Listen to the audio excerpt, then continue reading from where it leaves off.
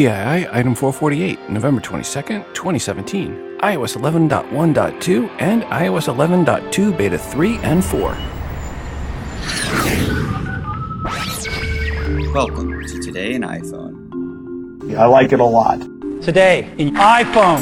Hey, Cora! Oh yeah! My beautiful iPhone, which I never have out of my hand and that I do everything with and has become an extension of who I am. This episode is brought to you by LovePop. Unlock special pricing for 5 or more cards and get free shipping on any order by going to lovepop.com/TII. Today's episode is brought to you by BarkBox. For a free extra month of BarkBox, visit barkbox.com/TII when you subscribe to a 6 or 12-month plan. Welcome to the show. I'm your host, Rob, and you are listening to the Today in iOS podcast. First up, I want to thank Jim for sending in the artwork for today's show. Jim wrote the following. Hey, Rob, I took this picture in front of the Apple Store at Columbia Mall in Columbia, Maryland with my iPhone 6S. I edited on my iPad Air 2 with TextMatic, Retouch, and Prismatic apps. Regards, Jim S.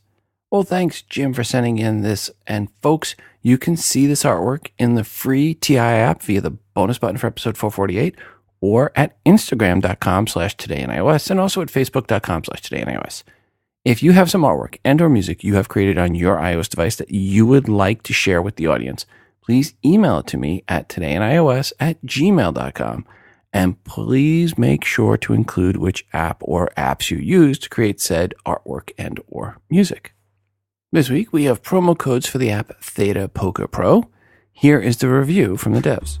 Theta Poker Pro is the strongest, fastest, most configurable Texas Hold'em game in the App Store. A single universal purchase gets you the app for your iPhone, iPad, iPod Touch, and Apple TV. No ads, no in-app purchases. Improve your poker skills the funnest, easiest way without risking your bankroll. Get Theta Poker Pro today and start winning more. Theta Poker Pro is now optimized for the gorgeous new iPhone X. It's one of the most accessible games in the App Store. And that's how you do a promo. Thanks to the devs for their review of their app, Theta Poker Pro, and for sending in the promo codes to give away. Folks, if you would like a chance for a promo code for this app, please send an email to todayinios@gmail.com and put poker in the subject line. And to celebrate Thanksgiving, I will try to remember to give these out on Thanksgiving. So get those requests in ASAP. Some of you may remember in the last episode when I said that there was no credible rumors about when the HomePod was going to be available for pre-order. Now we know why. It's not going to be available for pre-order this year after all. Apple put out an official statement per the push out of the HomePod launch, and they said the following, quote, "We can't wait for people to experience HomePod, Apple's breakthrough wireless speaker for the home, but we need a little more time before people's credit cards are no longer maxed out. This year, we extracted a lot more money from our customers than we could have ever dreamed. First, we had a bunch of people spending over $1,000 on a new iPad Pro. Then a couple months later, they plunked down over $400 on a watch. And then just recently, a whole bunch coughed up around $1,400 on an iPhone case and screen protector. Add in the money we get from them for apps and other accessories, and we just felt we squeezed as much blood from those stones as we could.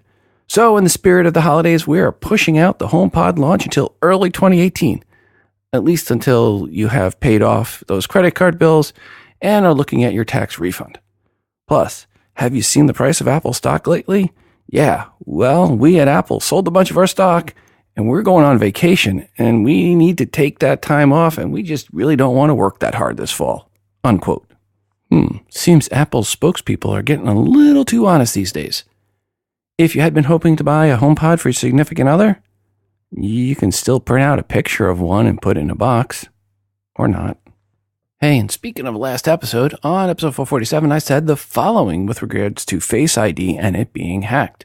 Quote, "Does this mean Face ID will not get hacked? Heck no. Someone in the next week or two will hack it, and it'll get a lot of press coverage that it was hacked. But when you look at the details, it will not be like Samsung's hack, where they just put another device with a person's picture in front of it and voila, it unlocked. Nope. It will be likely to be something similar to what Wired did, which will be completely unpractical, just like the early Touch ID hacks were impractical as well, unquote. And yep, nailed it. Someone came out since the last episode and announced they tricked, hacked, spoofed Face ID. And just as predicted, the media went crazy of the news. And also as predicted, it was and is a meaningless spoof. No one listening needs to worry about this, unless, of course, you're Liam and you're listening, or some other CEO from a Fortune 500 company is listening. The security company that spoofed Face ID, they did so by building a 3D mask of the user.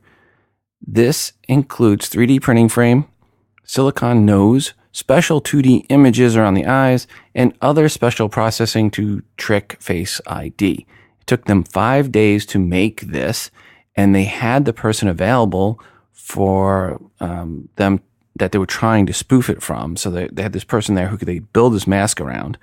Again, none of this is real world, because if someone is willing to spend 5 days working to build a 3D mask of your face to unlock your iPhone, in that time, the 3 former Mossad bodyguards that you have on staff will have rescued you and your phone and neutralized the perps. Oh, and one thing that none of the articles talked about that I could find, it was the security company. Did they turn off the requires attention for Face ID? Which I'm going to guess they did, as the mask was not a human. It was just on its own with 2D printed eyes, which by turning that feature off does reduce the security feature. In the video, they do not address that issue. And again, I have not seen confirmation or mention either way. Like I said in the last episode, this was going to happen. It was not going to mean anything, and it's not going to be practical. So you or your ex-Mossad bodyguards can breathe a little easier now. And if you feel I was a little too flippant on that story, yes, I was. On November 16th, Apple released iOS 11.1.2. This is mostly a fix for the issue of the iPhone X freezing up when you, take it out in the freezing cold. It also addresses a problem that could cause distortion in live photos and video captures with the iPhone X. There are no security updates with this. Should you update to iOS 11.1.2? If you have an iPhone X, yes, release the hounds. For everyone else, if things are working well, you might want to wait a little longer until you update your iOS. Wait till iOS 11.2 comes out and see what we have to say about that. So you're at 11.1.1 or 11.1.0. Well, if you're at 11, you should have gotten upgraded to 11.1.1. So if you're at 11.1.1, really, I don't see a reason to upgrade. Again, if you have an iPhone X, sure, release the hounds. Everyone else, relax. On November 17th, Apple released a few betas, iOS 11.2 Beta 4, and watchOS 4.2 Beta 4, and tvOS 11.2 Beta 4 were all released. This comes just a few days after Beta 3 of all those versions were released. Per iOS 11.2 with Betas 3 and 4, what we gained were Apple Pay Cash, fast wireless charging, and an explainer of Control Center, in which is explaining why when you turn off Wi-Fi and Bluetooth in Control Center, you're really not turning them off.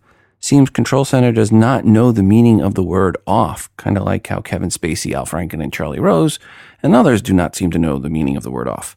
Was it the O, or was it the F, or the other F that confused you? There was also AirPlay support added for the just-delayed HomePod, and of course, for all OS betas, there were bug fixes and optimizations. Who knows when this one is going Goldmaster now, as there is no short-term launch of the HomePod to prod this one out the door. Very, very quick note, unlocked iPhone Xs are now for sale from the Apple online store without any carrier activation. For those waiting to order the truly unlocked iPhone X, your wait is over. By the way, this means you can order basically the Verizon version of the iPhone X that has the faster Qualcomm LTE modem rather than the slower Intel modem that comes with AT&T and T-Mobile iPhone Xs, which is what I have, the slower one, that is. Good thing I have my Eero router in my house for the faster Wi-Fi. Hello, Rob. This is Ted from St. Louis, Missouri. Wanted to tell you I always enjoy your show. Look forward to the next broadcast. And I put a link to a little YouTube video if you care to share it with folks. I've got an iPhone 10, and it's working wonderfully. I am totally blind. I know there's been a lot of questions and things about will facial recognition work with prosthetic eyes and so on and so forth. So I did a little YouTube video today, and hope you'd share it with everyone. And thank you very much for what you do, and look forward to the next broadcast. Thank you. Ted, thank you so much for doing that video and sending the link. And folks, it'll be a link in the show notes titled YouTube iPhone Without Eyes. And Ted literally took out his eyes and did an unlock so you can see it happen and right there in the video. So Ted, thank you for sending that in. Again, link in the show notes. Into the email bag. Rob, I serve on a nonprofit board where those with disabilities are served. One of our board members has suffered from a brain injury. She has difficulty in remembering when to take meds or to go to an appointment. As a voiceover user, I have been looking for a simple calendar app for her. Please check with your audience to see if they can recommend an app that has the following. 1, daily reminders for medication with an alarm or sound to notify the time to take. 2, also the ability to add a reminder for an appointment or activity, again with a sound or alarm. She's not visually impaired and will be able to read on the iDevice the reason for the alarm or sound. Your podcast is one of the few iOS podcasts where voiceover users feel welcomed. I enjoyed listening to the 10 Best Hey series. Thanks for your time that you put into your podcast. Regards, Bob Purvis, Sitka, Alaska. Bob, thank you very much. And what Bob was mentioning, I put a post up at todayinios.com, and it'll be right before episode 448, so between 448 and 447. And I've got links to 10 of my favorite Hey Siri responses. So you can go check that out if you go over to Today in iOS. And thanks, Bob, for mentioning that. Back into the email bag. Hey, Rob, I've had a new iPhone 10 on Verizon, 256 gig since launch, and I've been loving it. I recently took my new iPhone to Nashville to use for recording and photography for a Guns N' Roses, not in this lifetime tour, and I have to say that I was fully impressed with the camera operation and the video quality. I recorded 1080p, 60 frames per second, and set iPhone to auto HDR and camera capture and set it to high efficiency. All my videos were fantastic, phenomenal, except one. The last song of the night. The sad thing is that I was recording at what was to be a very special final to this amazing concert. I filmed myself catching a wristband from guitarist Richard Fortus. The problem I encountered was that at about the 5-minute mark of the 7-minute video, there was a band of distortion that appeared in the video. It was almost like the interference you'd see on a CRT TV using rabbit ears. It fluctuates through the rest of the video. Apple tech support was not helpful, and nor had they received any other reports of this issue in the wild.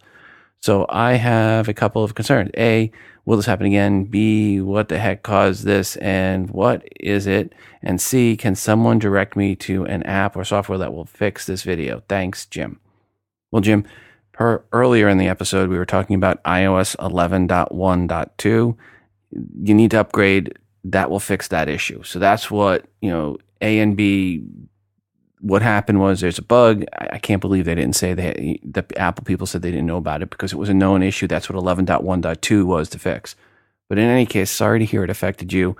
I don't know if there's going to be anything you can do on that C, the last one, to fix it. But if anyone does know of a way to fix it, had this issue and fixed their video, but I really don't think you're going to be able to. I think, unfortunately, that last video is corrupt. But maybe I'm wrong. If anyone does have a solution for Jim, give us a call, 206-666-6364. That's 206-MOONDOG, or shoot an email to todayinios@gmail.com. We have a new sponsor, Love Pop, who makes the greatest greeting cards. Actually, Love Pops are more than cards. They are unforgettable gifts that you can send in an envelope. Each one is laser cut, hand assembled, and designed to surprise and delight. They sent 3 incredible cards to me. One is a Christmas tree with a pop-up village that reminds me of the little villages my mom would put out each year around Christmas time. So, yep, that is where that one's going, to Mom. I put up a short Instagram video at instagram.com/todayios if you want to see that one in action. They also sent over a really detailed Snowy Owl. So you open it up, it's really cool. And my wife's favorite is the gingerbread house, and that one she said, I am giving to her. So there, that was easy. And the owl, by the way, is going to her mother. But they have so many others for the holidays and beyond. They even have a dragon from Game of Thrones for the significant other in your life that is a GOT fan. The purpose of every Love Pop is to create a moment of connection between you and the people you care about. And I hope Love Pop can help you share the joy of the holiday season with your friends and family this year. And you can unlock special pricing for 5 or more cards and get free shipping on any order by going to lovepop.com/TII. That again is lovepop.com/TII to get great pricing and free shipping. This is a card that will set you apart this holiday season, and it is the one card that definitely will not end up in the recycling bin come January 1st. Be remembered into next year. Start a tradition this year. lovepop.com/TII. Sure beats an elf on the shelf. Hi Rob, this is Phil calling from Norwich in UK. Thanks for your great show. I wanted to share that I returned my iPhone 10 to Apple yesterday and received a full refund. I thought it was a great piece of kit. I was sad to see it go, but the value proposition just isn't there. It's so much money, and my iPhone 7 is perfectly adequate. So I decided I'll send it back. Cheers, Rob. Bye. Phil, thanks for the feedback. And I would agree with you. There's not that much of a difference performance-wise between the iPhone 7 and 7 Plus series and the iPhone 10, which is the same basic performance as the iPhone 8 and 8 Plus. So I understand that. It's tough to justify that price, especially given how big that price is. Moving up from a 6S Plus or a 6S, that makes more sense. Hard to justify it from a 7 or 7 Plus. More so on the 7 Plus, it's really hard to justify it moving up this soon from a 7 Plus. Back to the email bag. Hi, Rob. I have an iPhone 7 Plus and an Apple Watch original. When I get my new and shiny iPhone 10, what is the best flow for me so my old watch will be connected to the new iPhone? It always appears to me as if I'm doing something wrong, and I need to go to many different settings to unpair the watch from the old phone and reset, and sometimes doing that twice is twice the work. I heard somewhere that this time I just need to leave the watch paired to the old phone, and when I activate the new one, it will prompt me to scan a QR on the watch. Is this true? Regards, Lauren. Lauren, I wish that was true. It might be true. It's not how it worked out for me. For me, ultimately, I had to wind up unpairing it from my original iPhone and then try to repair it. And I have the Series 3 with the cellular, and I lost the cellular. I had to go back to T-Mobile since the last episode and get my Apple Watch to work again on cellular. So I'm the wrong one to ask on this because I didn't do it right. If anyone has a good answer or saw a good tutorial on upgrade this or did it on their own or read a tutorial and was able to do it where they had no issues on the upgrade and the Apple Watch switching from one phone to the new phone, let us know. Give us a call, 206-666-6364. That's 206-MOON-DOG. But again, for me at least, with the Series 3 and the cellular, I had to jump through a lot of hoops ultimately to get it to work. And that meant basically wiping it clean and setting it up as a brand new watch. Now, as a caveat on this, I set my iPhone 10 up as a brand new phone and not from a backup. So I set it up as if I had never had another iPhone before, and I was trying to see how it is on the default settings to see which ones I need to change and get a better feel for how it is coming out of the box, an iPhone 10 with the default settings in place. Into the email bag. Hi, Rob. Love the battery life on my iPhone 10. I'm a mail carrier, so usually work 8 to 10 hours. So I spent most of the time listening to podcasts and music to summarize everything at the end of the day. I still have about 50% left of battery. I am very happy with the iPhone 10. Love your show. Keep up the good work. Regards, Yasser in Springfield, Mass. Yasser, thank you for that feedback, and I will agree with you. The best feature of the iPhone 10 is the battery life compared to past iPhones. I just absolutely love the battery life on my iPhone 10. Hey, Rob, this is Ben in Clovis, California right now, calling you for my Apple Watch Series 3. And the reason I'm not calling you for my iPhone 10 is because, well, I did what you suggest we don't do. The iOS 11.1.1 update came out today, so I installed it on my iPhone 10, and it bricked it. So it's stuck in a recovery mode. I can't get out of it. I'm going to have to take it into the Apple store to have them do their magic and get it back and working. So just FYI, you're right. I should have waited. I'll keep that in mind next time. Thanks for the show. Bye. Into the email bag. Hello, Rob. Thanks for all you do. Podcast without you, I'd still be using my iPhone to just make calls, text, and emails. I am one of those people trying to get my hands on an iPhone 10 quite quickly. I've been trying to reserve and pick up each morning with no luck. I'm going to start popping into the local Apple store to see if I can get lucky. Anyway, if and when I do get lucky and get one in the store, I would like to know what case I'm going to put on it. I really don't want to walk out of the store with a naked iPhone. So do you or your listeners have any recommendation for cases? I know you like your folio case, but I don't really want a fold-over case. I think it's a bit awkward when taking photos. Thanks for all you do, Rob. Absolutely love the show. Regards, Paul in the UK. P.S. Despite my telling my wife never to upgrade software until you have told us it's okay, she went ahead and did it for iOS 11 when it came out and regretted it immediately. She has finally realized that she needs to wait for the release the hounds. Paul, with the iPhone 10, they turned the cameras sideways, 90 degrees. So now they're no longer right next to each other, left, right, but now one above each other. And that means folding over the folio case does not get in the way of your lens anymore. So it's not so bad taking pictures with the folio case with the iPhone 10. It's a lot better taking pictures with the iPhone 10 than it was with my 7 Plus and the folio case. So yeah, if you might want to look at it, it's not so bad. I really like the folio case. It means I don't have to have my wallet with me anymore. I keep my driver's license and one credit card in my folio case and a little bit of cash.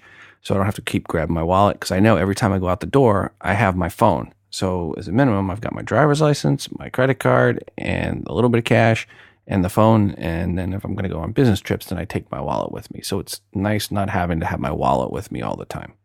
That all said, folks, what case do you have for your iPhone 10 if you have an iPhone 10? Give us a call, 206-666-6364. That's 206-MOONDOG. Let us know if you like it or regret it. Let us know the case and if it's thumbs up or thumbs down. Hello, Rob. This is Ben in Clovis, California again, giving you an update to my 11.1.1 update fiasco on my iPhone 10. I did take my phone into the Apple Store. They were able to get it out of recovery mode. They were able to set it back to factory, so just had to restore from iCloud backup. And my phone is up and running again, now running 11.1.1. Just word of warning, like you said, you should wait about a week before you update, even on the .0.0 whatever updates. Well, thanks again for your show. Talk to you later. Bye. Ben, thanks you for the feedback, the initial one, and then the follow-up. And just an FYI, it's .update. Hi, Rob. It's Joe in Cebu calling. I'm listening to the latest output of yours, and I have an 8 Plus, and I like when it goes into landscape, and it rotates, but my dock doesn't rotate like on the iPad. It stays on the right side by the home button. And I'm running 11.1.1, and I don't know if that's a glitch or not, because you said, if I'm not mistaken, you said that the dock moves also, kind of iPad-ish, but maybe that's not so. Anyways, hey, keep up the good work, like everybody says. Love the show, and, thanks, man. Bye-bye. Well, Joe, thanks for the feedback and the question, and the answer is very simple. It's just the icons that rotate on the Plus series. They just turn 90 degrees. So the dock stays where it was, or it's supposed to, and it winds up being on the right side when you go into landscape mode.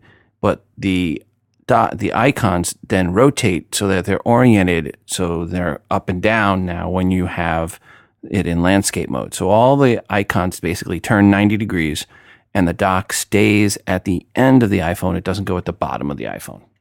Which brings me to this next one. The current iPhone X is 5.8-inch OLED design, and the rumors are popping up now that there is a 6.5-inch OLED 10 Plus or 11 Plus design coming next year. Normally, I would not talk about rumors of the next gen this soon after launch of the current gen. But before these rumors broke, I started to think this would be the case. And I think there is some clear evidence of this. When you rotate the iPhone X, as I complained on the last episode, the screen does not rotate for the icons, and the Mail app and the Notes app do not have the split screen mode that I'm used to on the Plus series. It acts like the 6 and the 6S and the 7 and the 8 in that regards, and not like any of the Plus versions. The iPhone X appears to be a replacement or the next gen of the iPhone 6, 6S, 7, and 8, not a replacement of the Plus version. The rumored 6.5-inch OLED iPhone or iPhone X Plus is the replacement for the 6 Plus, the 6S Plus, the 7 Plus, and the 8 Plus. It all makes sense now why the rotation acts or does not act the way it does in the iPhone X, as I would expect compared to the iPhone Plus series. It is not a smaller version of the Plus. It's a bigger version of the non-Plus. And that means we have a bigger version of the Plus likely coming next year, as the rumor mill is starting to churn up and say it is. Into the email bag. Hi, Rob. I heard your suggestion for creating a virtual home button on the iPhone X. I had my new one for about a week and don't really miss the old physical home button, but thought I'd give it a try as you suggested. But before I share my virtual home button dalliance, whichever word it might work better there, I want to say kudos to Apple. My order did get shipped earlier than promised, and the X is definitely worth the extra price versus the iPhone 8. When you consider the price delta is only about 54.8 cents per day in year one to buy the iPhone X. I don't get the price complainers on the interwebs. Now, for the virtual home button. It worked just as you described, but I noticed a few anomalies and thought I'd share them. When using some apps, it just disappeared. Maybe those apps don't support assistive touch. Other times, it bounced around. In one case, I was replying to an email in the native Mail app, and it moved to the left a bit. After sending an email, it jumped to the upper right-hand corner of the screen. Sometimes, after the phone has been asleep for a while, like charging overnight, the virtual home button is missing. Not a rant, just wondering if you've seen the same behavior or had similar feedback from listeners. Best regards, Paul G. in Lawrenceville. Well, Paul, I'll throw it out to the audience. If anyone else has seen similar issues and knows a fix or doesn't know a fix and just want to say that you've seen similar issues, give us a call, 206-666-6364. That's 206-MOON-DOG. Of course, if you have a fix, you'll jump to the top of the line for getting on the next show. Hey, Rob, this is Jason in Nashville, and I just had a couple of questions and thoughts about the iPhone X or 10. And first I was wondering when the TII app would be updated to fit the ears and take advantage of that bigger real estate. Also, for me, I'm really liking the new phone. I think I was used to the Plus, and everything I was told and thought of was that the screen was going to be bigger with the size smaller, right? Like a TARDIS, it's bigger on the inside. And that's true vertically, but horizontally, it's actually skinnier. So that's, I think, throwing a lot of people off. The text on websites and when you're typing, it's skinnier. It's kind of smushed more together. So if you're used to the larger screen of the Plus, width-wise, it's going to be a little bit of an adjustment to get used to. But after having it for almost a week now, I think I've transitioned just fine. I'm really liking it. I'm still able to work from my phone really well. I guess that's it. I just really appreciate what you do. I've been listening since the very beginning. I've had every single iPhone every year. Just love it. Love what you do. Appreciate it. And we'll talk to you later. Thanks, Rob. Jason, thanks for the feedback. And, I guess it's a personal preference when you're just talking here on the screen. What you're looking at with the 7 Plus is you got more girth, but a little bit less length, whereas the iPhone 10 is longer with less girth. And it's a personal preference. Some people like the 10 better because, it fits better in their hand or their pocket or wherever they're placing it. It's just not as uncomfortable. But you do have a little bit longer length, just less girth. With the 7 Plus, much, it's a wider girth, easier to type. Some people like that. It's just a personal preference here, one way or the other. But one thing is for sure, the screen is absolutely beautiful on the 10. Into the email bag. Hi, Rob. Have taken 8 years to send my first email to you, and that was the last one, now 2 in 2 weeks. I was lucky enough to get my iPhone 10 on November 3rd, and so I thought I'd give a view after 1 week. Overall, it's a fantastic phone.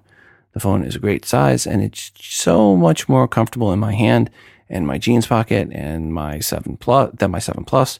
The screen is truly beautiful, and it has that wonderful speedy feel of every new phone has.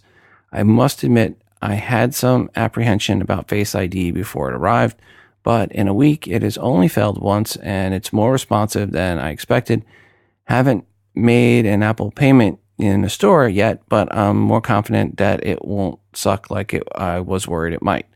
There is one thing I really dislike, though, and that's how much more awkward it has become to close apps. On the previous phones, you just double tap the home button and swipe up and the apps go away. 2 quick steps. Now, without the home button, it becomes a 5-step process. 1, you open up the app. I don't think you can do this from the home screen, but maybe I'm wrong. No, you're not. 2, swipe up and pause. 3, when the app switcher appears, pause and release. 4, a long press on one of the apps until it gets the little minus icons. 5, then either tap on the icon or swipe up. I have to agree with you here. What a pain.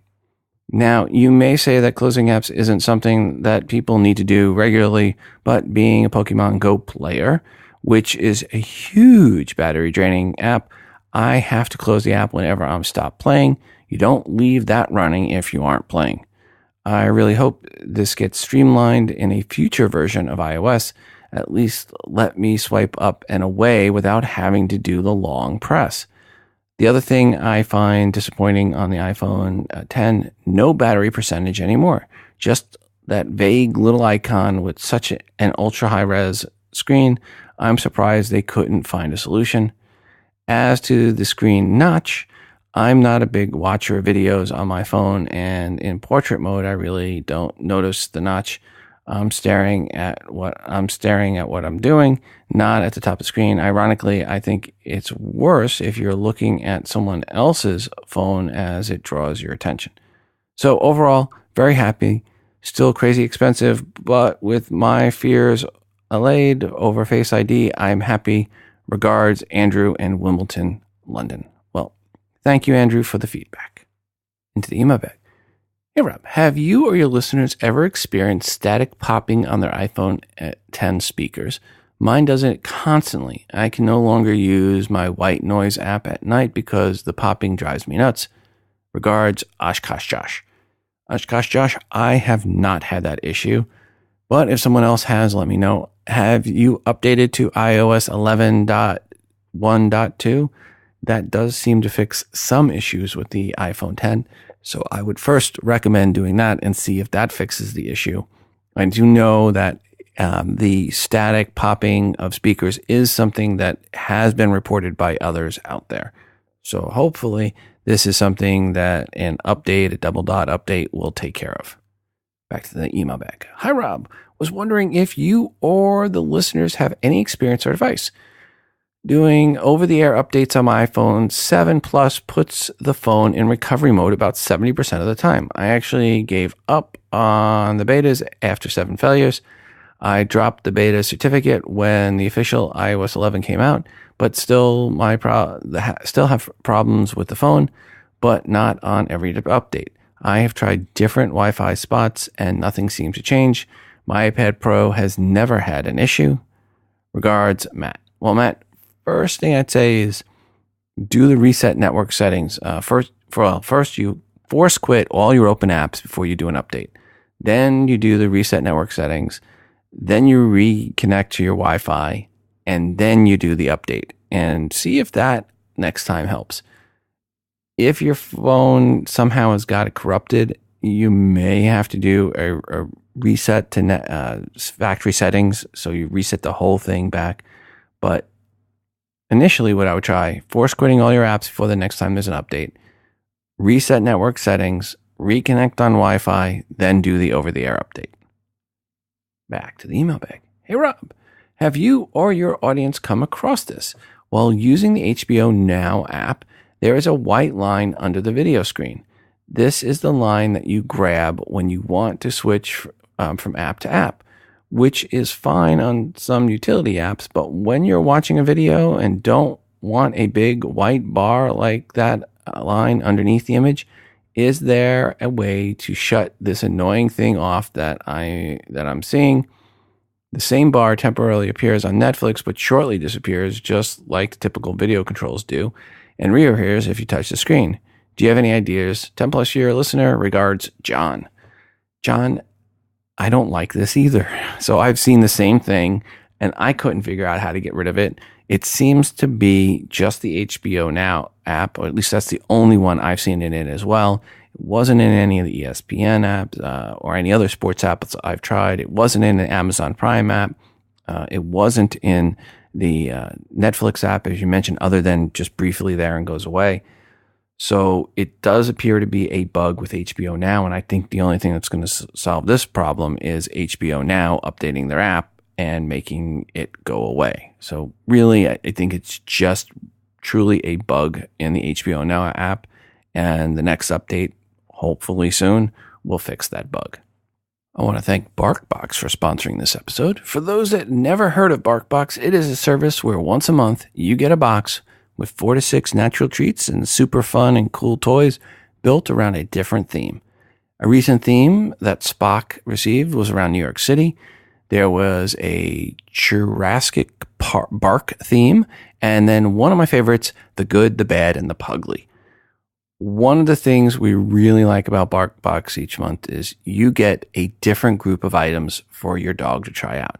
And when you find something they love, you can go to their store and buy it straight up, like the best treats ever, turkey and duck nuggets, which Spock is highly motivated to do things over when we offer it and doesn't give him gas. He loves them. So we purchased a few bags. And gas and French bulldogs kind of go hand in hand. The boxes are shipped to your door with a unique variety of toys and treats that you wouldn't find anywhere else.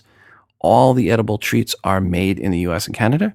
Your dog or dogs will have a great time during the unboxing. It's like 12 little Christmas mornings for your dog throughout the year. And when you do the unboxing, BarkBox will replace any items your dog doesn't like. It's all about your pup's happiness. There is free shipping within the continental US.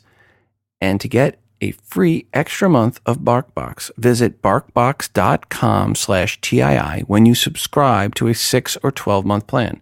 Again, go to barkbox.com/TII to get a free extra month when you subscribe to a 6 or 12-month plan. Spock would really, really like to say thanks, BarkBox, for sponsoring our show. Hello, this is Justin from Pennsylvania. I keep hearing a bunch of people complaining at how bad the podcast app is in iOS 11. I know this is not a new suggestion, but just in case people that are new or whatever, I highly recommend, with as bad as it sounds that iOS 11's podcast app is, switch over to Overcast. It is so much better than the regular podcast app.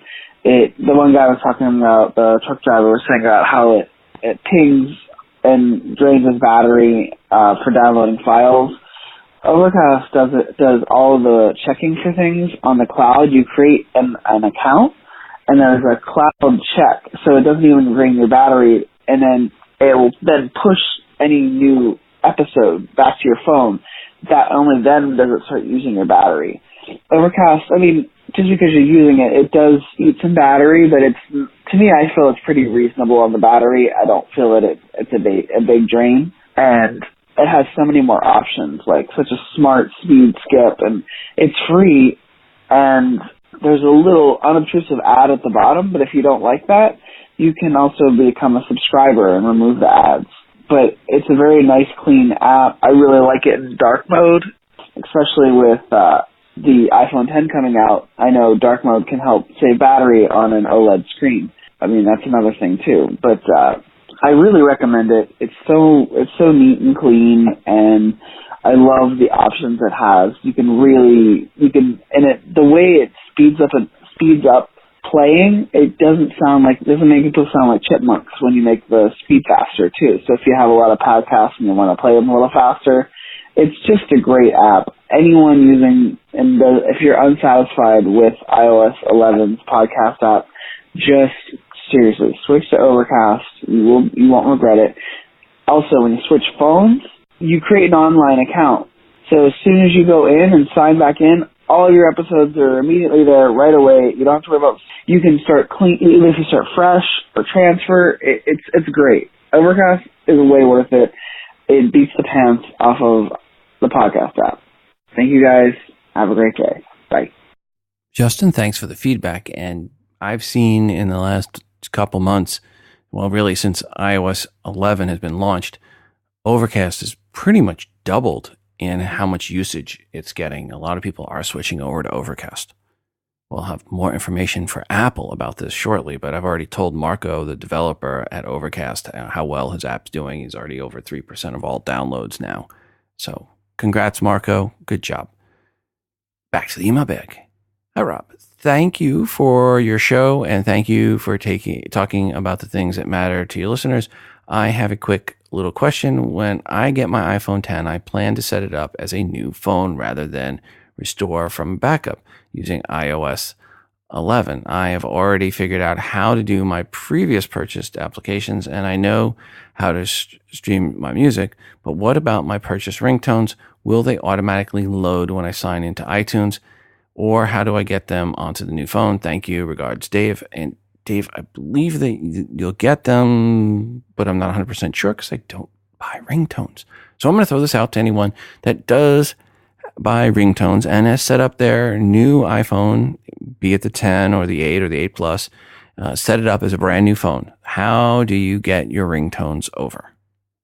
Give us a call, 206-666-6364, or shoot an email to todayinios@gmail.com. Back to the email bag. Hi, Rob. Do you or the community still recommend SquareTrade for warranty on the iPhone 10? After my wasted efforts yesterday, I have placed my order and got a date of December 6th to 13th. Hopefully, Apple is under-promising and plans to over-deliver. Mom used to say good things come to those who wait, but anyway, thanks for the show. Regards, Drew Horn. Drew, thanks for the feedback. And per what you should do, well, you should get a case and a screen protector as a minimum. You really, really, really need to protect your iPhone 10. It's all screen and the glass breaks on the back. So you need something that's going to protect both the screen and the back of the phone. Period. It's very expensive to get the screen on the iPhone 10 replaced. So next is, depending on how you use it in the environment you're in, if you're in a construction world or more active, even then the screen may not protect you all the time. So you need to think about getting a warranty. Between SquareTrade and AppleCare, in the last couple of years, it seemed that AppleCare was a little bit of a better deal. It was tough. It was close. You may want to see what the current offering is, especially with regards to the iPhone 10, because again, the screen repair on the iPhone 10 is crazy expensive, like over $500 is what the current price that Apple is quoting for it. Back to the email bag. Hi, Rob. I found out something interesting this evening. I was deleting apps not compatible with iOS 11 while on my iPads. I was deleting the apps and I was moving the other apps to fill the space in the folders. Only on the iPads can we move around apps without making them wiggle first. Sometimes they will wander off on their own when moving to other folders. That was really neat. I don't remember reading about this in all the new info that's out there. I tried it out on my iPhone 7S Plus and my wife's 6S Plus, and you can't do this on them. Just wanted to let you know. Regards, Roy Sabo. Roy, thank you for the feedback. Hello, Rob. It's Daniel from Wisbeach, Cambridgeshire. Just want to talk about the purchasing of a new iPhone and which actual store you use. Now, I don't know what it's like for you over there, but this side of the pond, what we have is a company called John Lewis, and it really is an amazing place to shop. They allow you to return anything after something like before 28 days, right? You could have used it, you could have done whatever you like with it. But that's not what makes them good. I purchased my iPhone 7 from them, and with that I got what they call added care, right? Now their added care is £109, and I said to them, okay, it's £109, how many times can I have my screen repaired? And she said, unlimited. So I can have my screen, my phone, inside and out, any part of it, either repaired or replaced, for free, in any of that 1 year period. No, correct me if I'm wrong, I think it might even be 2 years. No, it's probably 1 year. But that's £109. Now I think I'm aware that the Apple Store, I think you guys over there have to spend something like $190 for Apple Care, and then I think you have to spend $29, is it, every time you have your screen replaced? Look, I don't know if you have something like that in the UK or not, but I will only ever buy my tech from a company called John Lewis for that particular reason. Anyway, just a quick note, that's all. Listen, sorry about that. It's not really interesting. It's just something for people to think about. I'm still having trouble with the Beats headphones, buddy. Honestly, they're ridiculous. It's got a W1 chip in it. The iPhone 7's got a W1 chip. Why am I needing to struggle so much with connectivity? If any of you listeners out there have the Beats Solo 3, I think it's the new one, the wireless one, how the hell do I get on with it? Because I keep having to press and hold that button. It seems to take forever for the phone to notice it, or I have to go into settings and manually press the connected. No. I've got some, some Bose wireless noise cancelling headphones at home. They cost about 300 quid. I switch one button to on, it connects instantly. I pick my iPad up, I start using that, it asks if I want to switch over to the iPad. Right, why is an Apple-owned product not as good as a third-party product? Anyway, rant over. Listen, love your show, love your face, love the people that listen. Alright, and as always, have a nice day! Daniel, as always, thank you for the feedback. Into the email bag. Hi, Rob. Thank you for your podcast and great advice. I have recently come to the conclusion that the Apple telephone staff handling calls for assistance has really become totally useless. In recent months, I've been very disappointed in their lack of knowledge. With each of about 4 calls I've made, the Apple representative was clearly reading a potential remedy for my issue and was not able in any way to assist me. When I verbalized that this was my impression to the representative, they made an Apple Store appointment. They have insufficient expertise to advise anyone, and they even provided me with bad and erroneous advice. I was given bad information and was not able to correct my issue through the Apple Care system. My own Google research resolved my problems, and Apple Store Genius advised me that the telephone reps have far more resources at their disposal than do the store reps, but they just forwarded people to store appointments. It is doubtful that I will ever again purchase the Apple Care option since it has already become more disappointing and time-consuming than effective. Thank you again for your support. Regards, Joan. Well, Joan, thank you for that feedback and sorry to hear of your experience there with that. Hi, Rob. First, I want to say that I've listened to your podcast since the very beginning. I've missed a few here and there, but they've given me great advice over the years.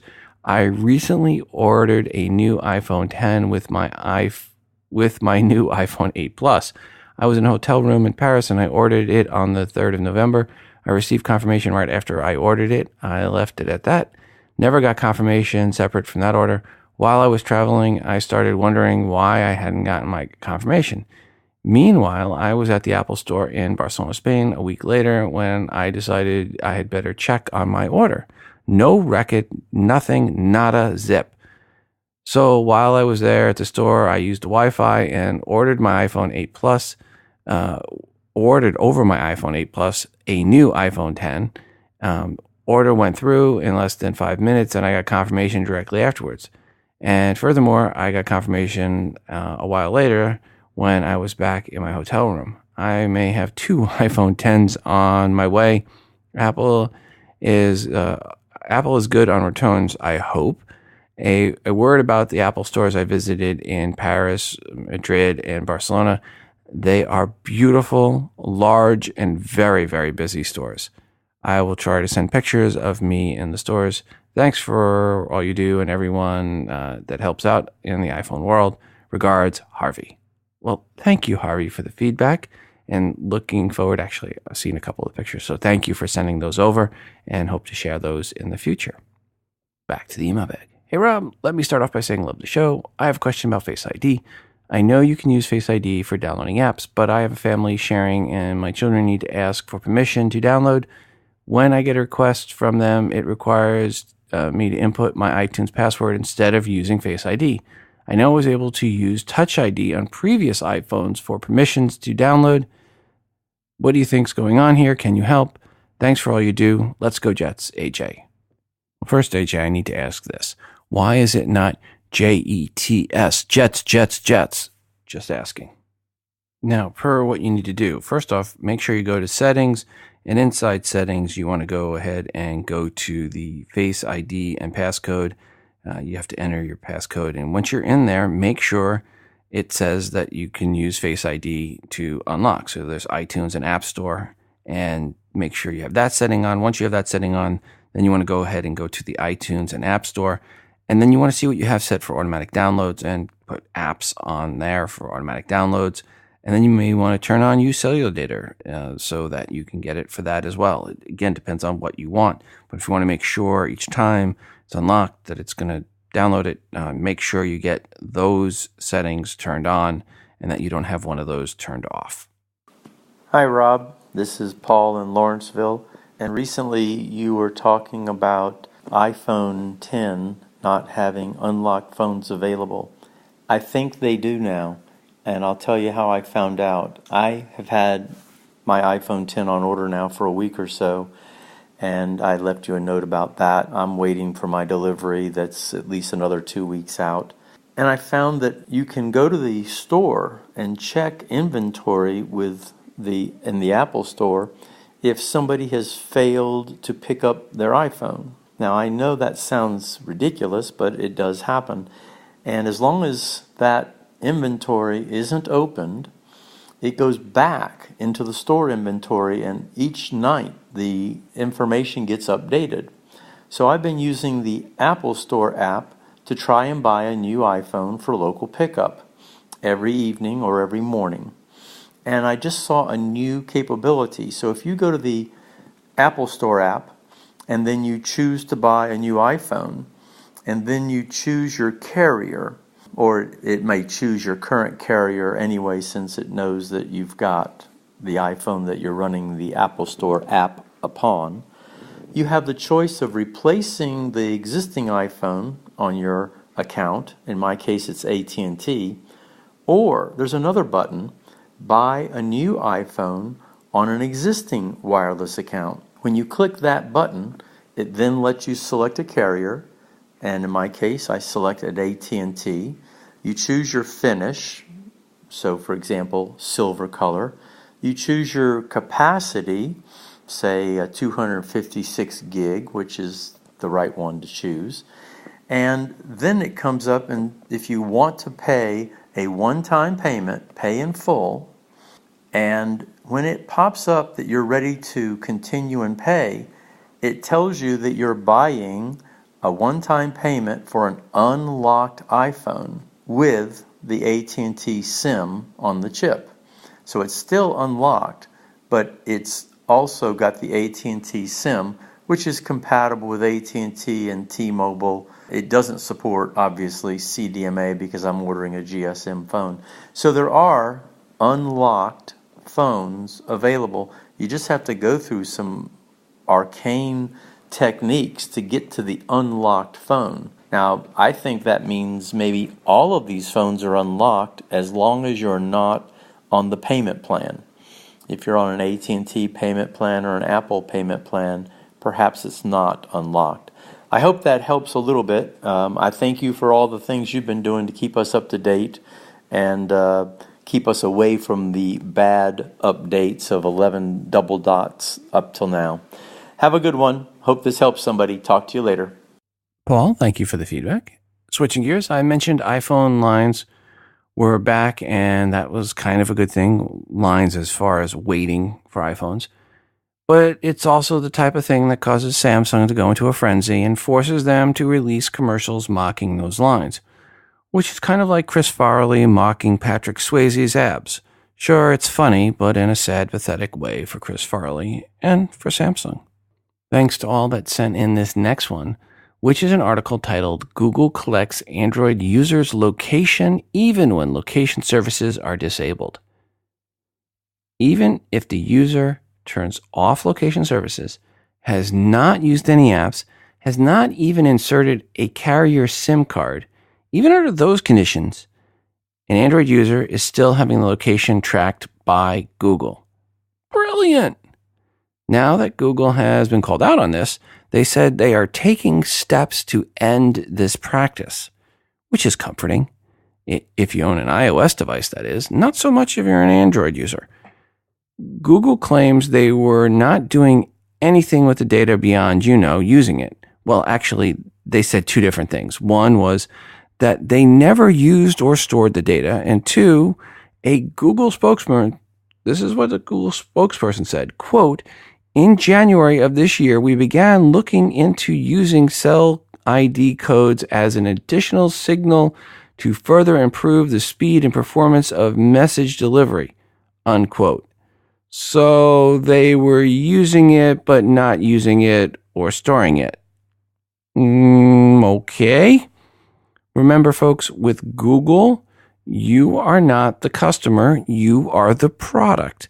Advertisers are the customer or anyone willing to pay for the data they collect. And that is what is scary. Could you imagine the public outcry or the congressional hearings if it was Apple that was doing this? Just saying. Speaking of public outcry, either today or Friday, the FCC and their completely incompetent chairman will try to sneak in their plan to kill net neutrality. If you care about the internet and podcasting and everything else great about the internet, contact your congressperson and let them know you are against the plans of the FCC to kill net neutrality. There's a link in the show notes titled "The FCC Will Move to Kill Net Neutrality Over Thanksgiving." Read this article. And again, contact your representative in Washington and let them know what you think about this. Give them a call. Google their number. Call your congressman. Call your senator. Let them know that you are not kosher and cool with what the FCC is trying to do. Or read the article and then you'll feel that you're not cool with it. But if you research this, this is a really bad thing. And how bad is it? Well, they're trying to sneak it under our nose during Thanksgiving. Like no one's going to notice that cares. Did I mention that the FCC chairman's incompetent? Did I also mention he's totally clueless? How much wood did the woodchuck chuck? In a study called The Ability of Woodchucks to Chuck Cellulose Fibers, published in the Annals of Improbable Science in 1995, the authors found that woodchucks chew wood at a rate of 361.9237001 cubic centimeters per animals per day. How much wood did the woodchuck chuck? A woodchuck would chuck as much as a woodchuck could chuck if a woodchuck could chuck wood. Robert. How much wood did the woodchuck chuck? A so-called woodchuck, correctly speaking, a groundhog, would chuck, that is, throw, as much as the woodchuck in question was physically able to chuck, but if woodchucks in general had the capability, and, presumably, the motivation, to chuck wood. How much wood did the woodchuck chuck? Please refer to the Woodchuck Getting Started guide. How much wood did the woodchuck chuck? I imagine that groundhogs would prefer a different question for a change. How much wood did the woodchuck chuck? I suppose it depends on whether you are talking about African or European woodchucks. How much wood did the woodchuck chuck? About as much ground as a groundhog could hog if a groundhog could hog ground. How much wood did the woodchuck chuck? A woodchuck would chuck as much as a woodchuck could chuck if a woodchuck could chuck wood. How much wood did the woodchuck chuck? An Apple spokesperson declined to comment. How much wood did the woodchuck chuck? As environmentally responsible creatures, I suspect woodchucks would encourage the recycling of wood over simply chucking it. How much wood did the woodchuck chuck? 42? That could be right.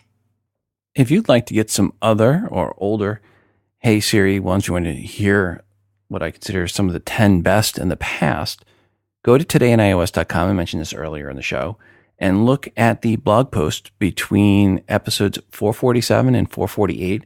And I have a top 10 funniest Siri replies there and players that are queued right up to playing the Hey series. So again, if you want to get some past ones and hear some queued up, some of the better ones, go over to Today in iOS right between episodes 447 and 448, and you can find a post with 10 of the best all-time Hey Siri responses. Thanks again to BarkBox for sponsoring this episode. To get a free extra month of BarkBox, visit barkbox.com/TII when you subscribe to a 6 or 12-month plan. Again, barkbox.com/TII to get a free extra month when you subscribe to a 6 or 12-month plan. Before we go today, I want to remind you to send in your feedback to show 206-666-6364. That's 206-MOONDOG. Or record your feedback and email it to the show at todayinios@gmail.com. Feedback can be a question or comment for something someone said on this episode, or it can be a question or rant you have about something else, an app, or product review, good or bad. As long as it is iOS related, it is welcomed. I'm always looking for new artwork to feature that you have created on an iOS device, so just put some TII branding on it and send it in. And of course, we're always looking for more music created on an iOS device to play on the show. This is your show, and your contribution and feedback is greatly desired. Also, do not forget to check out our moderated Google Plus community by going to todayinios.com/community. It is the friendliest and spam-freest zone on Google Plus when it comes to iOS. Actually had to boot someone this past week. A quick reminder, if you are an app dev or an iBook author, email me if you want your app or iBook featured in the promo giveaway segment for free, like we did on today's episode for Theta Poker Pro. We just need the 5 promo codes or more to give away. Simply email me at todayinios@gmail.com. Please include a 60-second or less audio review of your app or iBook indicating you are the dev or the author. Also, when you send in the promo codes, please make sure to let me know when they expire. Thanks again to LovePop for their support of TII. You can unlock special pricing for 5 or more of the greatest greeting cards ever and get free shipping on any order by going to lovepop.com/TII. Finally, check out the recently updated TII app, which is free to you. Search for TII in the iTunes App Store. It is the best way to consume the show and to get push notifications each time a new episode of TII is released. It's fully voiceover friendly, of course. And hey, while you're at Thanksgiving dinner this week, happy Thanksgiving to those in the U.S., while you're at Thanksgiving, show someone the TII app. Recommend it. If you have a relative or cousin, friend that you're at Thanksgiving dinner with and they have an iOS device, let them know about the show. Spread some TII love. To all those in the U.S., happy Thanksgiving, safe travels, and look forward to talking to everyone next week. Until the next time, I am your host, Rob, from Today in iOS, reminding you to phone different. This show is hosted on Libsyn.com and part of the Wizard Media Network. If you are looking for hosting, go to Libsyn.com, that's Libsyn.com, for hosting for your podcast and for creation of your own smartphone app. The Today in iOS podcast can also be found on the free Stitcher radio app. Just search for TII.